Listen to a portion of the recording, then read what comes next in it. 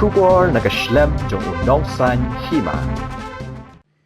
Ki Pulit jong ke East Garo Hills haka khanre terik ubanai rempang arajar arpulai kila yo aban kem ye uwai ubreu ye ubala tip kerteng kumu Bolong ar Sangma ubadon kti ha kaban Pynsaphriang ye ke Khubor Hamsaïa lingba ke video ha ka bayadai bat ke core EVM machine da ke bakam bahaba persang ban nyon ha uwai pat ukurtong ubadon ha ke core tap vote ka pen i pen ban baka vote ka lech ukurtong ubadon ye ka sharp jong ke BJP. Yakani la pentikina da Chief Electoral Officer ba FR Khubor hagas ngisa jan jong katayo bala dem. Hadien bala Pynsaphriang ke Khubor hakiransan penmi Khubor nakaliang jong returning officer jong ke Rongjeng Assembly Constituency marmar ula ujor da ke ejahar hapo police station. But yeuni ubreu la pengat hapo kikindon an jong ke IPC section 171G.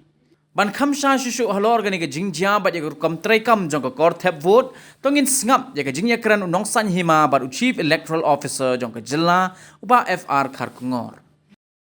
Sa nakwa ban keli jingkeli pihak bede bat ke Khubor ke bami ba kadon ke jingong ba haba press ya ke vote hak bede bat ke EVM machine di baro ke vote kan ya ke BJP hato ke long ke badai sa to em kata de kalong ke ba bakla shisha because naliang jong ini ki M3 EVMs ki ba bagin pen lom dan pen kam ha ni election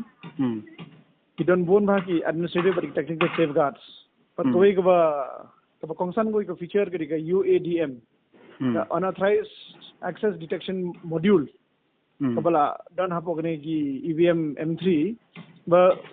ununu briuru ba pasang ban tamper ne ban manipulate ya ka microcontroller jong gini EVMs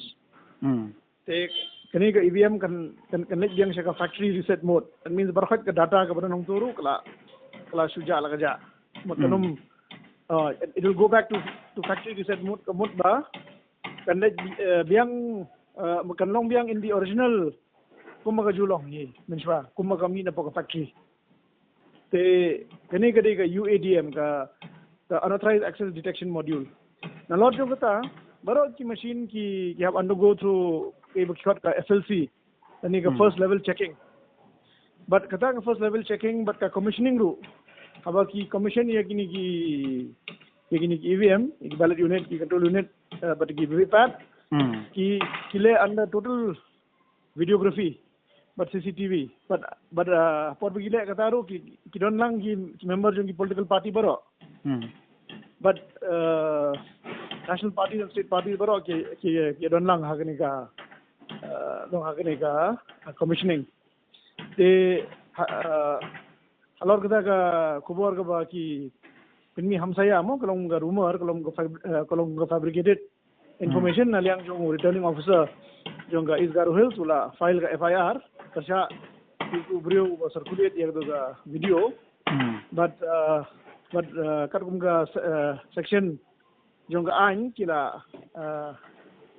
arrest you to brio for fabricating of false news of information with false information ti